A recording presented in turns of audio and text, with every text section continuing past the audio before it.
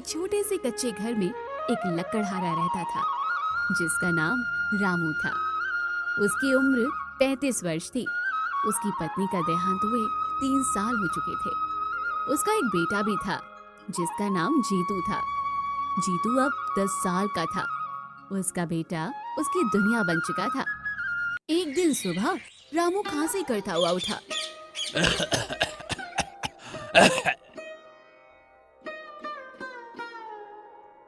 बाबा, आपको फिर से खांसी हो रही है।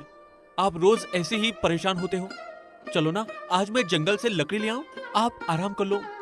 नहीं रे, तू अभी छोटा है बेटा।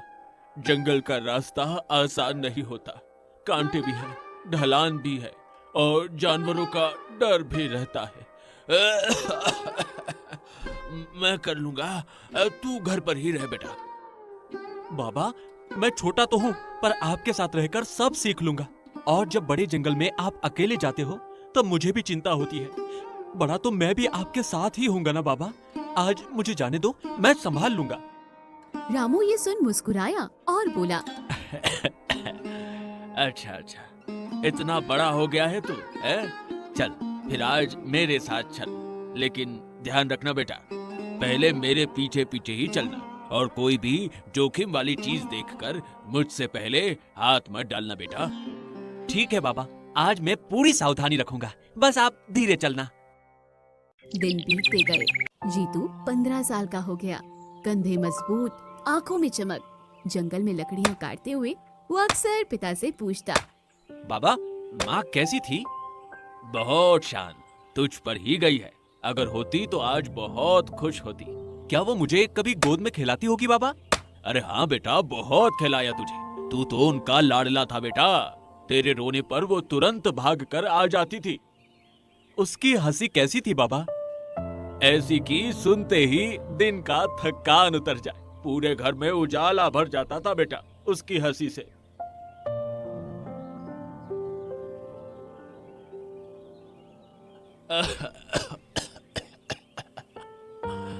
आज मैं नहीं जा पाऊंगा बेटा, शरीर साथ नहीं दे रहा।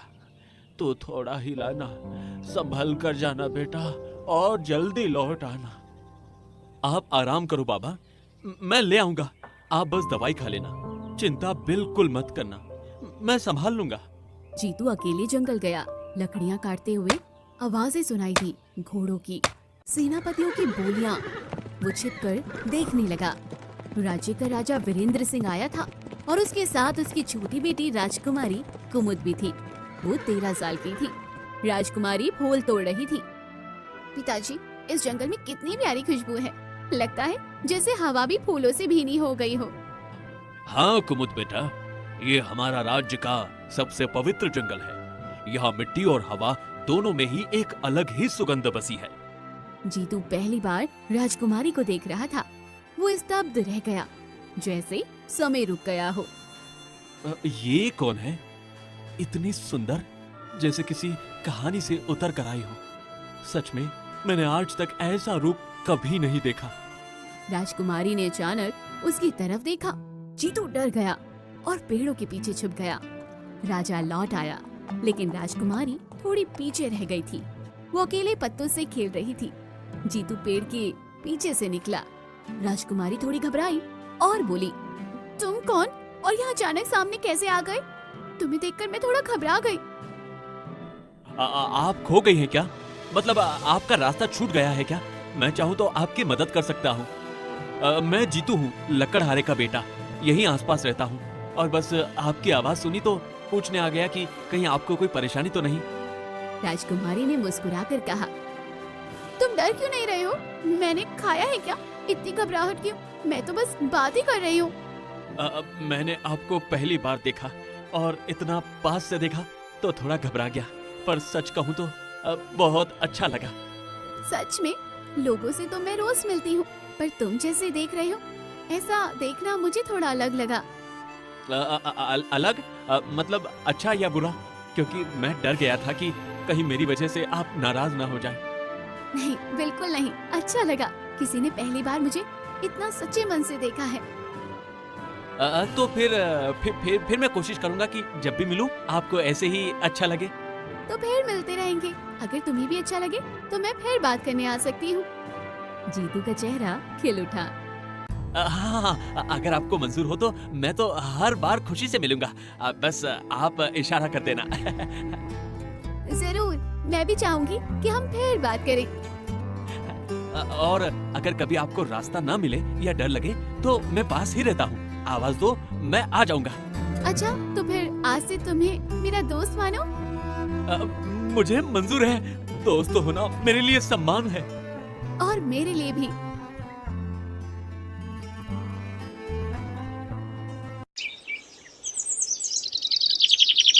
अगले दिन जीतू ने सोचा, मैं राजकुमारी से कैसे मिलूं? वो तो महल में रहती है और मैं तो बस एक साधारण लकड़हारे का बेटा हूँ। हाँ? वो जंगल में इंतजार करता रहा। थोड़ी देर में राजकुमारी वहाँ आ गई। मैं कुछ कह रहा था आपसे। क्या मैं कभी महल आ सकता हूँ? मतलब क्या वहाँ मेरे जैसे को अंदर जाने देंगे? तुम लकड़हारे का बेटा? हाँ, आ सकते हो अगर तुम डरते नहीं हो और मिलने की हिम्मत रखो। लेकिन महल में पहरेदार हैं, वो मुझे देखते ही रोक लेंगे। शायद बाहर ही खड़ा रहने को कह दे। अभी नहीं पता चलेगा, और जब पता चलेगा तब मैं संभाल लूंगी। पर अगर राजा को पता चल गया तो वो तो बहुत गुस्सा होंगे। जीतू, अगर मुझे परेशानी होती तो क्या मैं खुद तुम्हें रास्ता बताती? मैं चाहती हूँ कि तुम आओ। अच्छा, तो फिर मैं आऊंगा दोपहर में। पर अगर मैं डर गया तो मैं तुम्हें पहले ही हिम्मत दूंगी। और अगर और डर लगे तो बस याद करना कि मैं वही तुम्हारा इंतजार कर रही हूँ। बस आपकी यही बात मुझे हिम्मत दे देती है। तो फिर तय रहा, तुम आओगे और मैं इंतजार करूंगी। फिर वो दोनों चोरी छुपे हर रोज मिलने लगे। उनकी दोस्ती कब प्रेम में बदल गई उन्हें पता ही नहीं चला। उसी जंगल के काले हिस्से में जादूगरनी तीक्ष्णा रहती थी, जिसकी उम्र 100 साल से ऊपर थी। काले कपड़े, झाड़ियों सा बाल, वो जंगल में चमकती आंखों से ये सब देख रही थी। ओहो, राजकुमारी और लकड़हारे का लड़का, पवित्र प्रेम पनप रहा है। ये मुझे बिल्कुल मंजूर नहीं। उसके खून में जो शक्ति छुपी है वो मुझे चाहिए और इस प्रेम को तोड़ना ही पड़ेगा। थोड़ी देर में दोपहर होती है। जीतू पहली बार महल पहुंचा। वो पीछे वाले दरवाजे से धीरे धीरे अंदर घुसा। राजकुमारी उसके इंतजार में थी। तुम आ गए, डर तो नहीं लगा? महल में पहली बार आने वाले अक्सर घबरा जाते हैं। थोड़ा तो लगा, पर आप थी इसलिए हिम्मत आ गई, नहीं तो शायद दरवाजे से ही लौट जाता। चलो, मैं तुम्हें अपना कमरा दिखाती हूँ। अंदर आकर तुम्हें और भी अच्छा लगेगा। लेकिन मैं सोच रहा था, क्या सच में मुझे वहाँ जाना चाहिए? हाँ, क्यों नहीं, तुम मेरे बुलाए मेहमान जो हो। बस डर है कि कहीं कोई गलत मतलब न निकाल ले। जीतू, यहाँ हर बात का मतलब मैं तय करती हूँ, किसी और की परवाह मत करो। ठीक है, फिर मैं आपके भरोसे ही चल रहा हूँ। और मैं चाहती हूँ कि तुम थोड़ा आराम से रहो। महल उतना सख्त नहीं है जितना बाहर से लगता है। कोशिश करूँगा, बस थोड़ा नया नया सा लग रहा है सब। नया होना बुरा नहीं होता, कभी कभी नई जगह ही इंसान को सबसे ज्यादा बदल देती है। दोनों महल में हंसते खेलते घूमते रहे। जीतू ने पहली बार इतना बड़ा महल देखा। अगर राजा देख लेंगे तो पता नहीं क्या सोचेंगे। मुझे तो डर है कि कहीं मुझे बाहर न निकलवा दे। मेरे पिता अच्छे हैं, लेकिन फिलहाल नहीं देखे तो अच्छा है। वो अचानक देखकर चौंक जाएंगे, इसलिए अभी थोड़ा संभल कर रहो। जंगल में एक दिन वृद्ध साधु आए। साधु की उम्र 70 साल की थी। राजकुमारी उनके चरण छूती है। आयुष्मान बेटी, तुम्हारे भाग्य में 2 रास्ते हैं और दोनों ही ऐसे हैं जिनसे तुम्हारी पूरी जिंदगी बदल सकती है। कैसे रास्ते बाबा? कृपया साफ साफ बताइए, मैं समझना चाहती हूँ कि आप क्या कहना चाहते हैं। पहला रास्ता सुख का रास्ता, जिसमें आलीशान जीवन, आराम, वैभव और शक्ति है। दूसरा रास्ता कठिन, जिसमें संघर्ष, दर्द और खतरे छुपे हैं, पर वही सच्चे प्रेम का मार्ग भी है। मुझे कौन सा चुनना होगा बाबा? क्या ये चुनाव मुझे अभी करना पड़ेगा या समय आने पर समझ जाएगा? जिस दिन तेरे प्रेम की परीक्षा होगी, उसी दिन तू जान जाएगी कि कौन सा रास्ता तुझे चुनना है। साधु की बात सुनकर कुमुद चुप हो गई। जीतू भी चिंतित हुआ। सालों बीत गए। कुमुद अब 17 साल की है, जीतू 19 साल का। दोनों रोज जंगल में मिलते। जीतू, तुम बदल गए हो, अब तो बिल्कुल वीर लगते हो। पहले जैसे लड़खड़ाते थे, अब तो कदम भी मजबूत हो गए हैं। तुम्हें देखकर लगता है जैसे तुम किसी लड़ाई के लिए तैयार हो। तुम भी रानी लगती हो, पर डर लगता है राजा को पता चल गया तो वो गुस्से में कुछ भी कर सकते हैं। मैं बस यही सोचकर घबरा जाता हूँ कि कहीं तुम्हें कोई तकलीफ न हो जाए। मैं संभाल लूंगी, तुम बेवजह डरते हो। अगर मैं तुम्हारे साथ खड़ी हूँ तो बाकी चीजों की चिंता मत करो। जो होगा हम दोनों मिलकर देख लेंगे। एक रात जादूगरनी ने पत्तों से जादू किया और अपने आप से कहने लगी, लकड़हारे के बेटे, तुझे पकड़ना ही होगा। तुझ में वो शक्ति है जिसे मैं वर्षों से ढूंढ रही थी। तू नहीं समझता, पर तेरे भीतर की आग मेरे जादू को भी झुका सकती है। मैं इतने सालों से तुझे तलाश रही थी, और अब जब तू मेरे सामने है तो मैं तुझे किसी भी हाल में हाथ से जाने नहीं दूंगी। अगले दिन जब जीतू जंगल में आया, जादूगरनी पेड़ से निकल पड़ी। कहाँ जा रहा है प्यारे लड़के? इतने छिपकर चलने से क्या होगा? मुझे तो तेरी चाल भी दूर से पहचान में आ जाती है। तुम कौन हो? अचानक सामने आकर इस तरह रास्ता क्यों रोक रही हो? तुम्हारी आवाज और अंदाज दोनों अजीब लग रहे हैं। साफ साफ बताओ, क्या चाहती हो? तेरी किस्मत, और किस्मत से कोई नहीं बच सकता।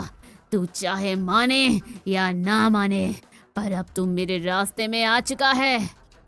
उसने मंत्र पढ़ा, हवा तेज चली, पत्ते उड़ने लगे। जीतू चिल्लाया, कुमुद बचाओ, मुझे बचाओ। और वो बेहोश होकर जादूगरनी की गुफा में खिंच गया। मैडम, आपके लिए चिकन डिनर।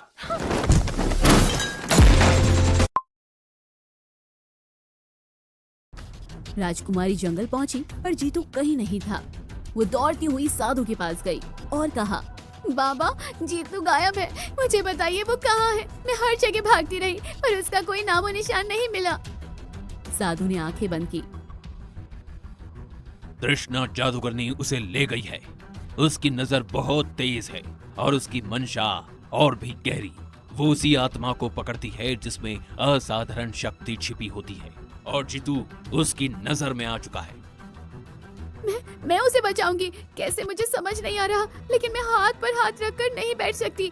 आप कोई मार्ग बताइए, मैं हर मुश्किल सह लूंगी। बस उसे वापस लाना है। 2 रास्ते। पहला रास्ता सरल है, तुम राजकुमारी रहो, महल में बैठो और सुरक्षित रहो। दूसरा रास्ता कठिन है, जंगल, अंधेरा, जादूगरनी और दर्द। पर उसी कठिन रास्ते पर प्रेम मिलेगा, और वही तुम्हें जीतू तक पहुंचाने की राह भी दिखाएगा। मैं दूसरा रास्ता चुनती हूँ, चाहे कितना भी जोखिम हो, चाहे जितना भी अंधेरा मिले, मैं उसके लिए सब कुछ सहने को तैयार हूँ। जीतू जागा तो खुद को लोहे की जंजीरों में पाया। मुझे छोड़ दो, ये जंजीरें क्यों बांधी है? मैं तुम्हें नहीं जानता, ना ही मैंने तुम्हारा कोई दोष किया है। मुझे यहाँ कैद में रखने का कोई हक नहीं है तुम्हें। तेरे खून में पुरानी शक्ति है। तेरे पिता किसी समय में वन वंश के रक्षक थे। मुझे वो शक्ति चाहिए जीतू। तू चाहे इनकार करे, पर तेरे भीतर वही ताकत बह रही है जिसकी मुझे सदियों से तलाश थी, और अब मैं तुझे यूं ही नहीं जाने दूंगी। मैं कुछ नहीं जानता, तुम चाहे कितना भी कहो। मुझे अपने पिता की ताकत, वंश और जादू के बारे में कुछ भी समझ नहीं है। मुझे बस आजादी चाहिए, बस इतना ही। कुमुद अकेले जंगल में निकली थी। कांटे, अंधेरा, जंगली जानवर। वो पैर काटते हुए भी आगे बढ़ती रही। जीतू, मैं आ रही हूँ। मैं चाहे कितनी भी चोट खा लूं, तो जहाँ भी होगा मैं तुझे ढूंढ ही लूंगी। साधु प्रकट हुए। बेटी, तुझे 2 आखिरी परीक्षाएं देनी होगी। पहली परीक्षा भय की परीक्षा, दूसरी परीक्षा बलिदान की परीक्षा। सोच समझकर कदम बढ़ाना, क्योंकि दोनों ही आसान नहीं होंगी। मैं सब सहूंगी, चाहे जितना डर आए, चाहे कुछ भी देना पड़े, मैं पीछे नहीं हटने वाली। पहली परीक्षा, जादूगरनी के पास एक काला झरना था। उसमें जो देखो वही डर बनकर हमला करता है। कुमुद उसमें झांकती है, उसे दिखता है जीतू मर रहा है। राजा उसे रोक रहा है। कुमुद रो पड़ी। ये झूठ है, मैं हार नहीं मानूंगी। डर खत्म हो गया। दूसरी परीक्षा बलिदान। काले दरवाजे पर लिखा था, जिसे तुम प्यार करती हो उसे बचाने के लिए अपना खून चढ़ाओ। कुमुद ने बिना सोचे हाथ काट दिया। जादुई दरवाजा खुल गया। अंदर जादूगरनी तीक्ष्णा बैठी हुई थी। जीतू जंजीरों में था। जीतू को छोड़ दो तीक्ष्णा, मैं हाथ फैलाकर विनती कर रही हूँ, बस उसे आजाद कर दो, उसके साथ जरा सा भी और जुल्म मत करो। राजकुमारी, तू यहाँ तक पहुँच गई, खून बहाया, दर्द सहा, पर बता तो सही, आखिर क्या दे सकती है तू? मुझे ऐसा क्या दे सकती है तेरे पास जिसकी कीमत जीतू की जान हो? अपनी जान भी दे सकती हूँ तीक्ष्णा, सच कहती हूँ। अगर मेरी सांसें रुकने से जीतू की एक सांस भी बचती है तो मैं बिना सोचे अपना सब कुछ तेरे हवाले कर दूंगी। अच्छा, तो आज बलिदान की रात है राजकुमारी। देखूंगी कौन सा प्यार ज्यादा मजबूत है, मेरा जादू या तुम्हारा हौसला। जादूगरनी जीतू को त्याग करने वाली थी। नहीं कुमुद, तुम यहाँ से चली जाओ। मैं नहीं चाहता कि तुम मेरी वजह से तकलीफ में पड़ो। कृपया वापस मुड़ जाओ कुमुद, वापस चली जाओ। मैं नहीं जाऊंगी जीतू, तुम्हें अकेला छोड़कर एक कदम भी नहीं हट सकती, चाहे तीक्ष्णा कुछ भी कर ले। जादूगरनी मंत्र पढ़ने लगी कि तभी तेज प्रकाश फैला। साधु अंदर आए। तृष्णा, आज तेरा अंत है। बहुत दिनों से तेरी काली शक्तियों को सहन किया है मैंने। अब तेरे हर छल कपट का हिसाब यहीं और इसी पल होगा। तू जितना भी मंत्र पढ़ ले, आज तेरी दुष्टता एक कदम भी आगे नहीं बढ़ पाएगी। कुमुद ने जादूगरनी की छड़ी पकड़ ली। जादूगरनी चिल्लाई, बूढ़ कलर के, हाथ मत लगाना। और साधु तू भी सुन ले, मेरी छड़ी को छूना किसी छोटे खेल जैसा नहीं है। ये छड़ी उन लोगों को भी भस्म कर देती है जिनके पास 500 साल की तपस्या का बल हो। कुमुद को दूर रख, नहीं तो तेरी आंखों के सामने राख बन जाएगी। लेकिन देर हो चुकी थी। छड़ी का मंत्र उल्टा चला और जादूगरनी पत्थर बन गई। जीतू आजाद हो गया। कुमुद उसके पास भागी। तुम ठीक हो? सचमुच ठीक हो ना? मैं बहुत डर गई थी। मैं ठीक हूँ, लेकिन तुमने इतनी चोटें क्यों उठाई कुमुद? इतनी तकलीफ क्यों उठाई तुमने? क्योंकि मैं तुमसे प्रेम करती हूँ, बहुत गहरा प्रेम करती हूँ जीतू। तुम्हें खोने का डर ही मुझे यहाँ खींच लाया। जीतू ने उसका हाथ पकड़ लिया। राजा को सब पता चला। वो क्रोधित होकर बोला, राजकुमारी और लकड़हारे का बेटा, यह संभव है? कभी नहीं। तुम मेरी बेटी होकर ऐसा चुनाव नहीं कर सकती। पिताजी, मैंने जीतू की जान बचाई है, अपनी जान जोखिम में डालकर। अगर ये प्रेम आपको गलत लगता है तो फिर मैं भी गलत हूँ और मैं अपने इस निर्णय से पीछे नहीं हटूंगी। राजा कुछ देर चुप रहा। साधु ने कहा, जिस प्रेम की परीक्षा खून से हो, उस पर कोई राज सिंहासन भारी नहीं। जिस प्रेम में दर्द सहकर भी साथ निभाने का वचन हो, उसे कोई शक्ति नहीं तोड़ सकती। राजा पिघल गया। अगर मेरी बेटी उससे सच्चा प्रेम करती है और उसका मन उसी में अटका है, तो मैं कैसे मना कर दूं? कैसे उसके रास्ते में दीवार खड़ी कर दूं? हल में ढोल नगाड़े बजे। पूरा राज्य खुश था। जीतू राजकुमारी के सामने खड़ा था। मैं आज भी वही लकड़हारे का बेटा हूँ, चाहे मैं कितना भी बड़ा और मजबूत हो गया हूँ। मेरी जड़ें वही है, वही मिट्टी, वही जंगल और वही संघर्ष। और मैं आज भी वही लड़की हूँ, वही जिसने जंगल में तुमसे पहली बार मुलाकात की थी, वही जिसने तुम्हारे साहस और दयालुता को देखा और अपने दिल में जगह दी। समय बदल गया, पर मैं वही हूँ जो तुम्हारे साथ खड़ी है। दोनों ने विवाह किया। पूरा राज्य गूंज उठा। राजकुमारी कुमुद और राजकुमार जीतू की जय जयकार हो रही थी। जंगल अब भी खड़ा था, पर अब वो प्रेम की कहानी भी सुनता था। एक लकड़हारे के बेटे का प्रेम जिसने राजकुमारी को पाया और एक